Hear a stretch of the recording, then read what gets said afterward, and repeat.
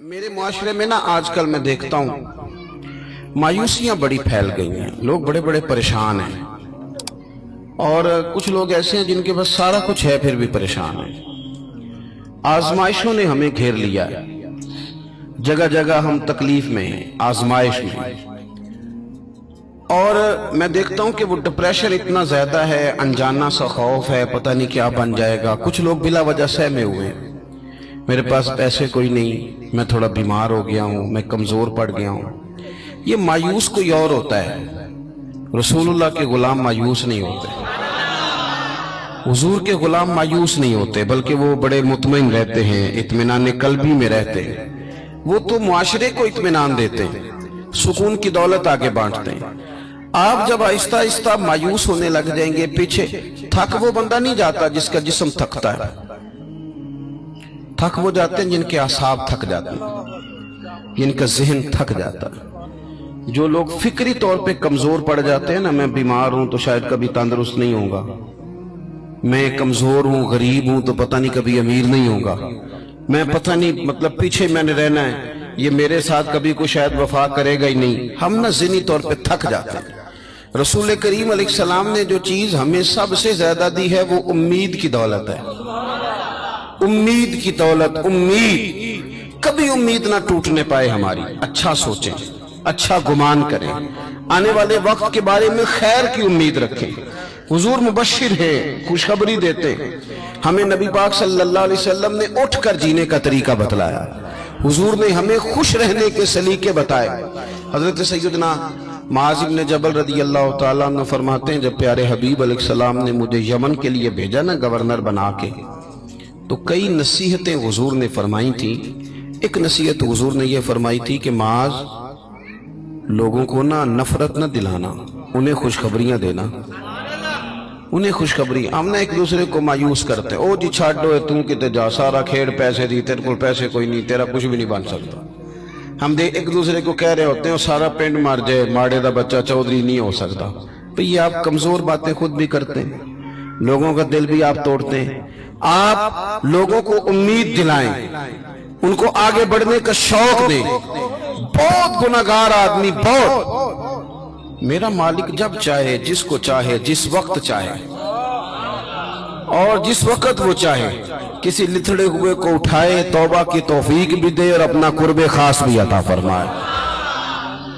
حضرت ابو درداء رضی اللہ تعالیٰ عنہ فرماتے ہیں، میں حضور کی بارگاہ عالی مرتبت میں حاضر تھا، تو نبی پاک صلی اللہ علیہ وسلم نے ہمیں آیت پڑھ کے سنائی، وَلِمَنْ خَافَ مَقَامَ رَبِّهِ جَنَّتَانِ، جو اللہ کے سامنے کھڑے ہونے سے ڈرے گا، رب اسے 2 جنتیں عطا کرے گا۔ تو حضرت ابو درداء رضی اللہ تعالیٰ عنہ عرض کرتے ہیں، حضور وہ بندہ چور ہو، زانی ہو، اور اس نے بڑے بڑے گناہ کیے ہو معاذ اللہ، پھر بھی ڈر جائے تو اللہ 2 جنتیں دے گا، بہت بڑا مجرم ہے۔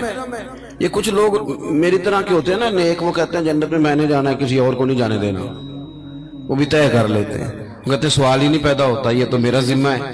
آپ ایسے نہیں کریں، آپ اللہ کی رحمت کو اس طرح مقید نہیں کریں۔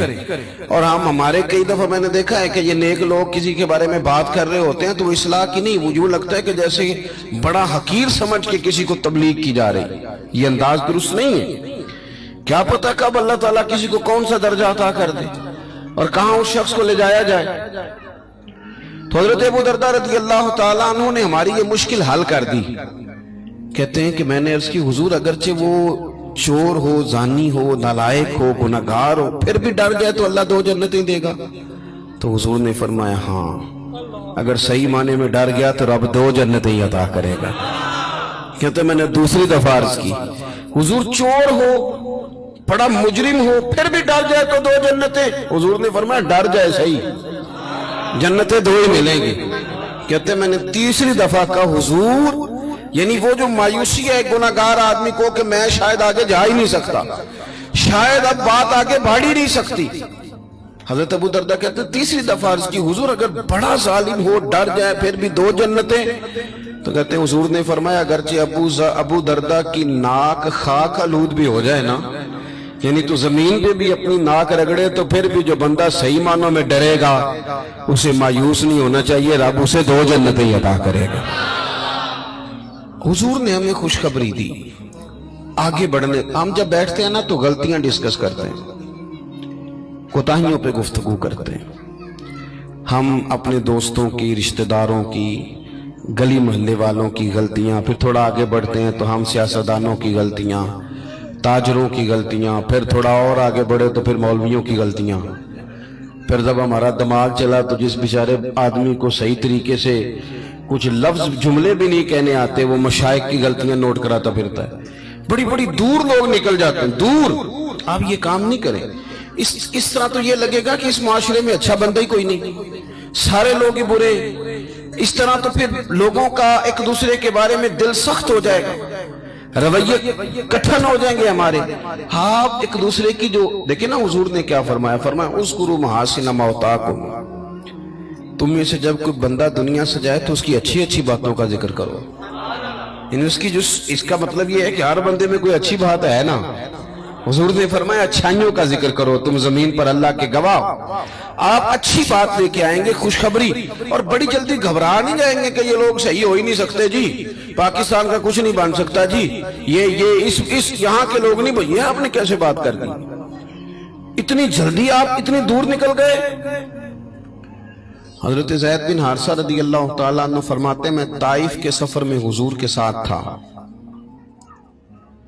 मक्के वालों ने बात नहीं मानी, हुजूर को बड़ा परेशान किया, तो महबूब पाक का इरादा एक करम हुआ कि मैं ताइफ जाके ना लोगों को दीन की बात बताऊं। हुजूर ताइफ तशरीफ ले गए। आप गौर करेंगे कि सब लोगों ने पत्थर मारे, इतने पत्थर मारे कि लहू लुहान कर दिया, पूरा वजूद तकलीफ में। हुजूर वहां से बाहर निकले। किस कदर इंसान को गुस्सा, हमारे यहाँ तो जनाब गुस्सा सिर्फ वो उस बंदे से हम राजी होते हैं जो हमारी मर्जी के मुताबिक चले, बाकी हम किसी से राजी हो जाएं ये सवाल ही नहीं पैदा होता। इन सब लोगों ने पत्थर मारे, रोड़े मारे।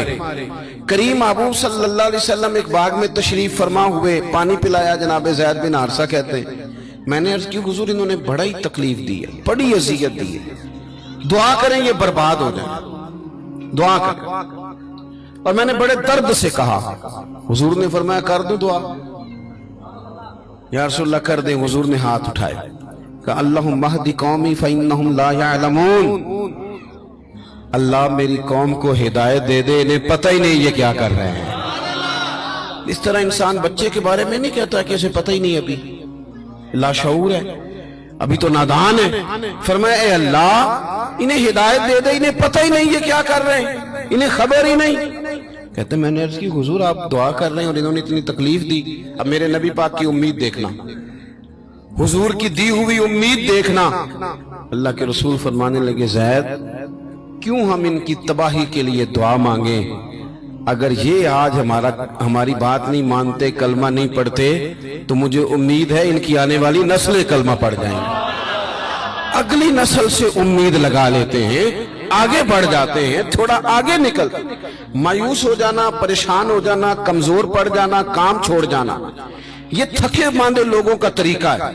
ये लोगों का तरीका है जो माशरे के अंदर लोगों को पीछे की तरफ धकेलते हैं, आगे लेके जाना लोगों के अंदर ये शऊर बेदार नहीं करते। हुजूर ना बात करते। ये नौजवान जरा मेरी बात सुने, आपने ना, चूंकि अल्लाह ने जवान ज़हन दिया होता है, आपने ना बहुत सारे लोगों को ताजा रखना है। आप जब डिस्कस करते हैं ना, सारा महकमा ही बुरा है जी, फलाने भी बुरे, सेहत वाले भी बुरे, वापडा वाले भी बुरे। तो वापडा वाले कौन है, मैं और आप नहीं, हम में से लोग नहीं सारे। महकमा सेहत में कौन है, हम में से लोग नहीं। पुलिस में कौन लोग हैं, हम में से ही नहीं। हमने अपने आप को ठीक करना शुरू करना है तो बड़ी सारी चीजें सही हो जानी।